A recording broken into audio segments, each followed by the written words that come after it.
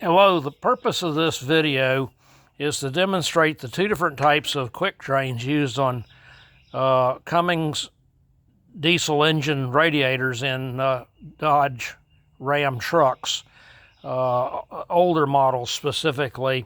Mine is a 2003, and they used a drain that when you unscrewed it, you could see that it had a flat seal on it, and there's an insert that snaps into the radiator to go with it. You can buy these at Napa, but the genuine Chrysler ones are better quality. The later models, starting about 2005, used a drain like this, which has an O-ring on it, and then a spiral groove that as you turn it, it pulls itself into the radiator and then snaps to lock into place. The problem with replacing this is the insert, many times gets stripped, the threads get stripped out on it. You have threads right here on this seal part that screws in and out. And so what you need to be able to do is remove this insert and install a whole new drain, the one you bought either from the dealer or you've bought it from Napa or somewhere. Napa sells them. And I'm going to put this together, and I do it one-handed here. It just snaps in like that and then screws into place. You screw the drain in. I'm doing it backwards here, but that's what happens. You open the drain up, you unscrew with the big wing here, and then that leaves this drain just kind of flopping loose in there, or you can grab it and pull it all the way out. But you need to get the insert out if you're going to replace this piece. You need to get this piece out of the radiator, and that's not easy to do.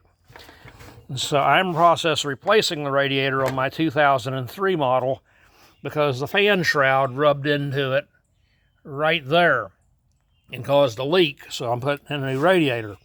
So I got the old one sitting here turned around backwards on the front bumper so I can do the video. Anyway, this is how we unscrew it, like this. And that's as far as it goes, just like that.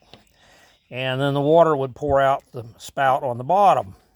So if we turn it and then we wiggle it a little bit, out comes the insert right there. Now we have the dilemma of how to get this part out of the radiator. Hopefully I can show you that. And the trick here is that when you can't do it with needle nose and little screwdrivers and you're pulling on it and it sits there and it rocks one way, then it rocks the other way, and it won't come out. But if you take a piece of wire, and I used 32 thousandths aircraft safety wire, and bend it, get it in the picture here, there we go, bend it approximately like that, you can slide it right through the drain inside. I'm trying to do all this one-handed and hold the camera because I'm doing this with a phone. Anyway, like that, and then you pull it back out and hook both pieces with the with a pair of vice grips or other type of pliers that allows you to grip the wires firmly. So what we're going to do is we're going to slide this into here, and then we're going to come back out just like that. There's the other piece.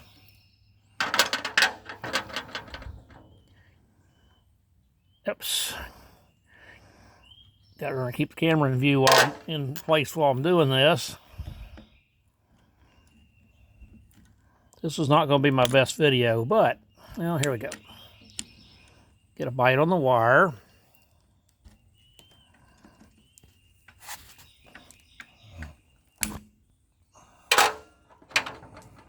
See if we can get a good enough grip on it here.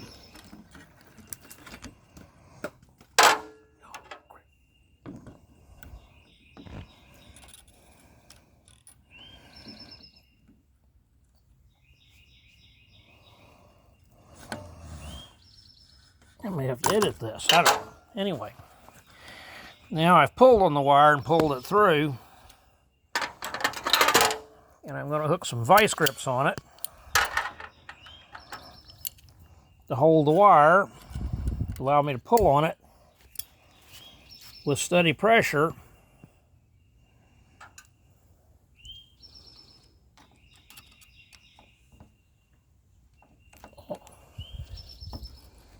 All the time prying up. There's one of the locks.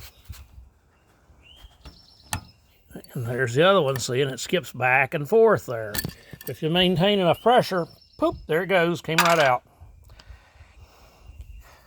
Put it back in. It's just as easy. The new one snaps in. See, this one is wholly undamaged. This was a brand new drain just a few months ago.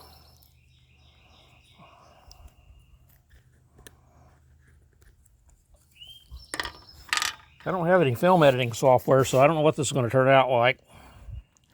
It's going to look like one of the most amateur videos ever invented, but put it in, you just snap it in place. But when you get it out, you got to put that wire in there because you're going to be prying one finger up like that and pulling on the wire to get it to stay released. And then you're going to do the same thing with the other one.